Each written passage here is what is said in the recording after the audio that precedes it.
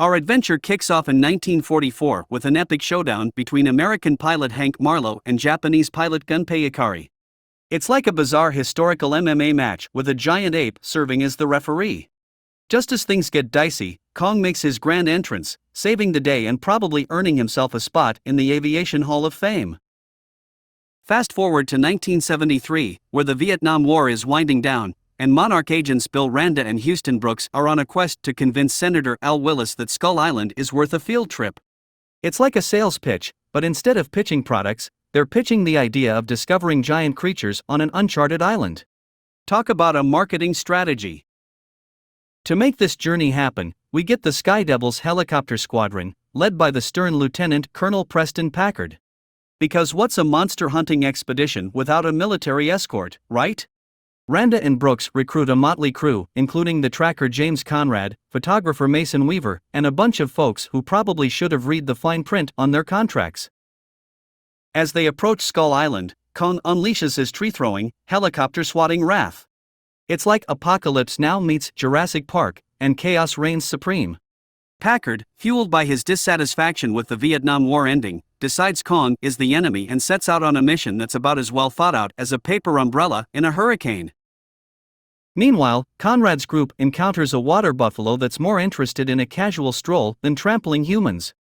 It's like a moment of zen in the midst of monster mayhem.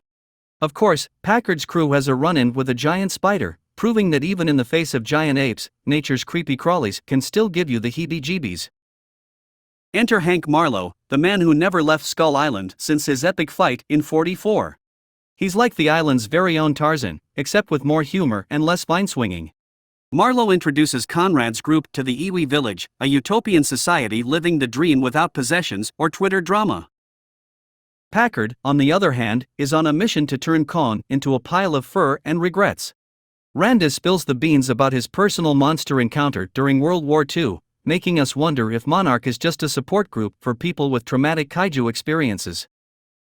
The Gray Fox, a makeshift boat made from planes and a B-29, becomes the key to escape. It's like MacGyver decided to build a boat out of spare airplane parts.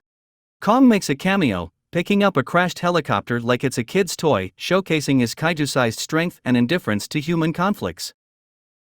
Chapman, one of Packard's crew, meets a grizzly ant at the jaws of a skullcrawler, proving that in a battle of man versus monster, monsters usually have the upper hand. Conrad's group discovers signs of civilization and Marlowe rushes in to break the ice.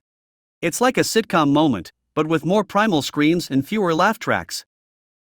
As the Gray Fox sets sail, it encounters Leafwings, the pterodactyls of Skull Island. Nieves meets a gruesome end as the feathery fiends carry him away. It's like a scene from a Hitchcock film, only with more screeching and less suspense. Meanwhile, Packard is hellbent on using seismic charges to turn Kong into a giant firework. The showdown between Kong and the Skullcrawler is a cinematic spectacle. Kong, weakened by napalm, faces off against the monster in a battle that's equal parts David and Goliath and Kong and Giant Lizard. The humans play their part, using machine guns, flare guns, and sheer bravery to level the playing field.